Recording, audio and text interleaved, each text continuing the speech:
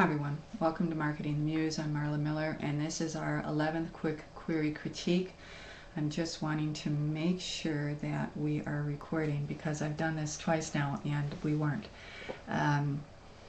You know, it's trial and error when you're learning new stuff, as I am with Marketing the Muse.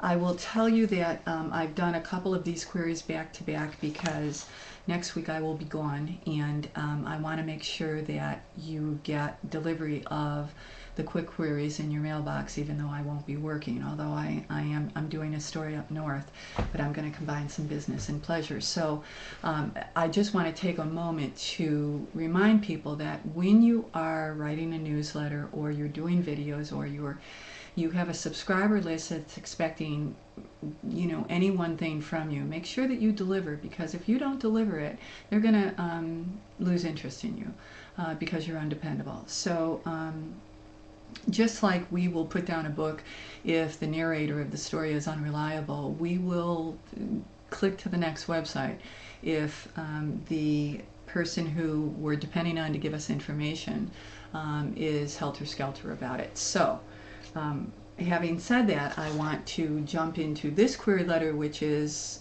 nonfiction. Here we go. Let me make sure that I'm recording. Indeed I am. 2 out of every 100 babies in the United States are born with a serious physical or mental handicap. As a recent article in Autism Advocate magazine pointed out, quote, there is almost nothing in the literature about the profound emotional impact on parents when, after years of taking care of their handicapped child, they make the difficult decision to place their child in a residential facility, end of quote. As a parent of a severely handicapped daughter, I've written the story of our life leading up to my painful decision to have her live in a home with other handicapped children, taken care of by caretakers who were not her parents but were paid to do what parents do. Loving Naomi from the moment of her birth, I was determined to care for my exceptionally beautiful daughter, even after I was told she was so brain damaged I should not waste my life, as she would always be 100% dependent. Even after her epilepsy became a constant danger, even after Naomi's father left our marriage, even when she became physically abusive. As years passed, family, doctors, and friends suggested that I should have my daughter live somewhere else. I argued that I was Naomi's mother, and mothers do not abandon their children. Then came the day I hit Naomi. I hit her hard. In losing control, I realized I could no longer trust myself. The prologue of the book, Naomi, My Baby Forever, starts with Naomi being placed in a group home for handicapped children, and me asking myself if I tried hard enough to take care of her, or did I try too hard? Chapter 1 backtracks to the day of her birth, recounting the course of our life together, leading to the decision I tried not to make.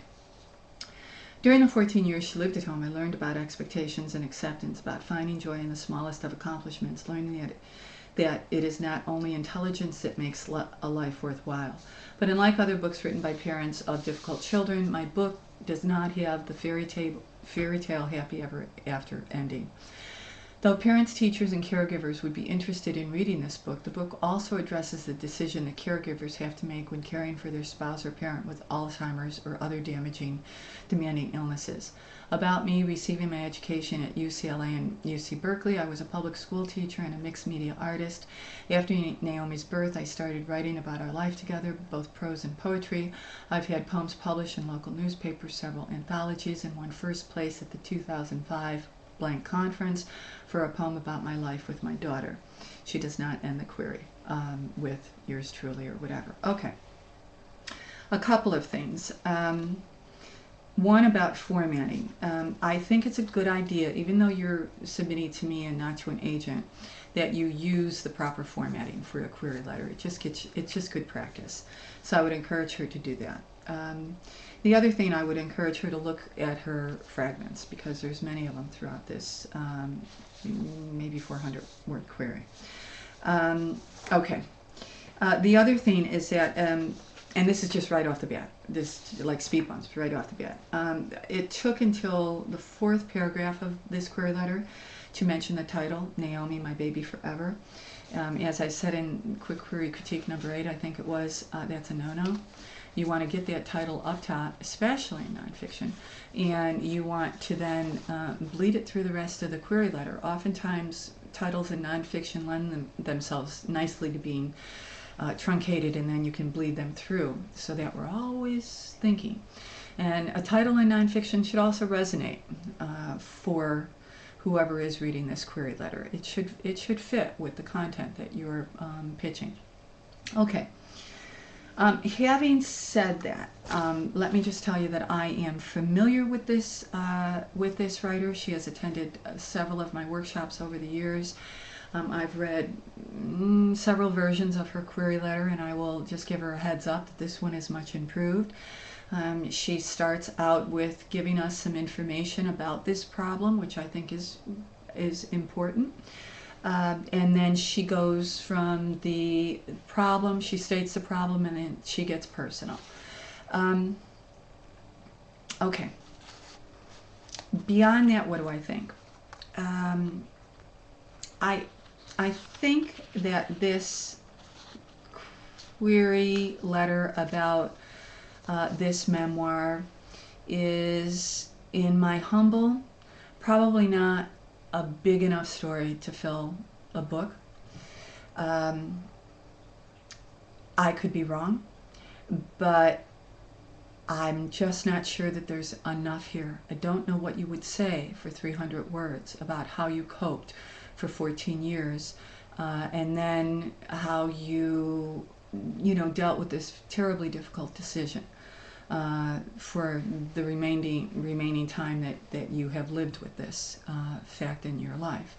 So I just don't know. I just don't know that this would fill a book, and I think that this is a concern that any agent reading it or any editor reading it would have. Again, just my opinion. I do know, as a magazine editor of many years, that this certainly is a magazine piece. Now, that's all I'll say about that. But I want to get to some of the good stuff here, because I do think that there is potential here. I could see this as a collection, and this writer gets close to knitting together two groups of people who could benefit from a book like this, and those are people who have physically challenged children that they are either raising or have had to find residential treatment for, and people who are find themselves in the same or similar dilemma with aging parents. We all know that the population is getting older, and we all know that Alzheimer's doesn't seem to be going away. In fact, it's getting worse by some accounts. So I think that there's a big population here who would benefit, who would buy this book, and who would benefit from knowing how other families have dealt with this life challenge. I see this as a collection, perhaps, of writers who are walking this walk, who perhaps could share with each other, just by sharing their own stories, some of the ways that they coped, some resource centers that they discovered that might benefit anyone who picks up this book. So I would encourage her to look at that connection between the old and the young, because I think that there is one. And the other thing that I would encourage her to do that I have before is blog this.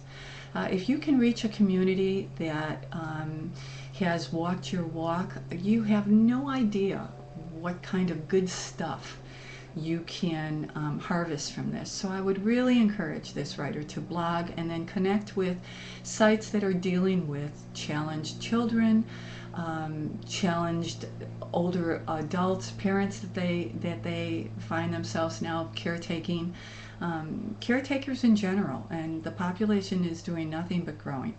And a blog, I think, would be a wonderful start.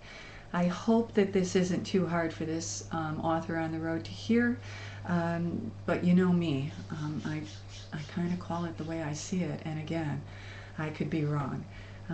Until next time, please send your query letters. I'm looking for nonfiction, but also welcoming fiction as well. Be well, and stay tuned, because more query letters are coming.